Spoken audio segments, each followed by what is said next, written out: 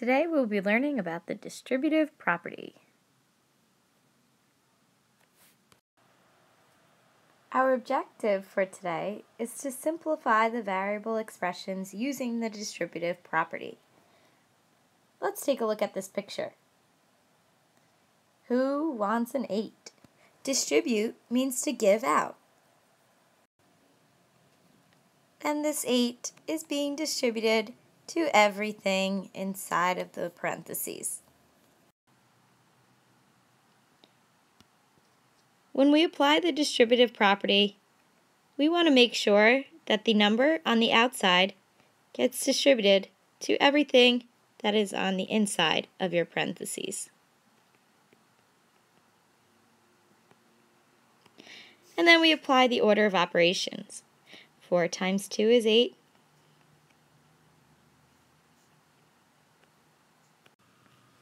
And we get a final answer of 32. At times, you can think of this property as our fishing property. The number on the outside gets distributed or fishes for the number or variable that are on the inside. Now, why do we use the distributive property? The order of operations says you must do all the work inside the parentheses before you can multiply. But what if we can't? Let's look at these 4 problems. Can we or can we not use order of operations to solve this first one? Yes, we are able to solve this one using order of operations. 4 plus 2 is 6. And 3 times 6 is 18. This next one, we can also use the order of operations because we have like terms inside our parentheses. 3, 4x plus 2x makes 6x. And when you multiply those, you get 18x. However, this third one, we cannot use the order of operations, because inside of our parentheses, we have unlike terms. So no, we cannot. Therefore, we need to apply to the distributive property. 3 times 4x plus 3 times 2.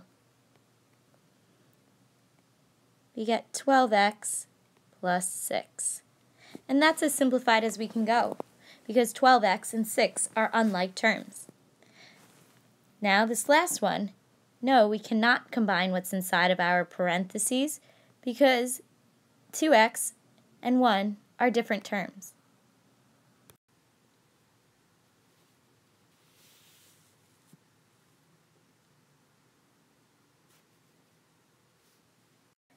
First, we want to ask ourselves, can we combine what's inside of our parentheses? Because we have unlike terms, we cannot. Therefore, we're going to distribute the 2 from the outside of the parentheses into your parentheses. 2 times x plus, bring down that addition sign, 2 times 7. We next have to simplify this. 2 times x is 2x, plus 2 times 7 is 14. That's as simplified as we can go. Therefore, this problem is done. Okay, now let's take a look at question 2. Uh-oh, now we have some negatives involved.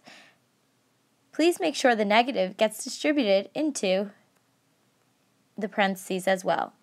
So this is going to be negative 4 times 3x minus negative 4 times 1. Negative 4 times 3x is negative 12x minus negative 4 times 1 is negative 4. Now, let's try not to have 2 signs next to one another. So subtracting a negative is the same as adding a positive. So I'm just going to rewrite this as negative 12x plus 4. And there is my final answer. Now let's take a look at this last question. Okay, now let's take this 2y and distribute it in.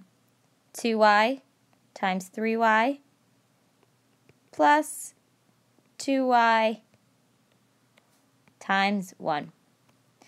2y times 3y makes 6y squared. And we know that from our exponents unit. 2y times 1 is just going to be 2y. We cannot combine 2y squared and 2y because they are not like terms. Therefore, this is our final answer. Okay, now let's simplify each expression with the distributive property and then combine like terms. But what's being distributed? A positive 2 or a negative 2? Tricky. First thing that we want to do is think of this as a term. This negative 2 gets distributed to everything inside of our parentheses. Rewrite that 4x that's right out in front. Then we have negative 2 times x plus negative 2 times 2. We then solve using order of operations.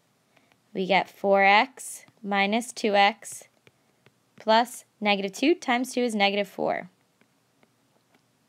We can combine this 4x and this negative 2x. Combined, that makes 2x plus negative 4. Now let's make this a little more simplified. Let's make this 2x minus 4. And there we have it, our final answer. Well, that's all we have for today. Thank you for watching. I hope you learned a lot about the distributive property.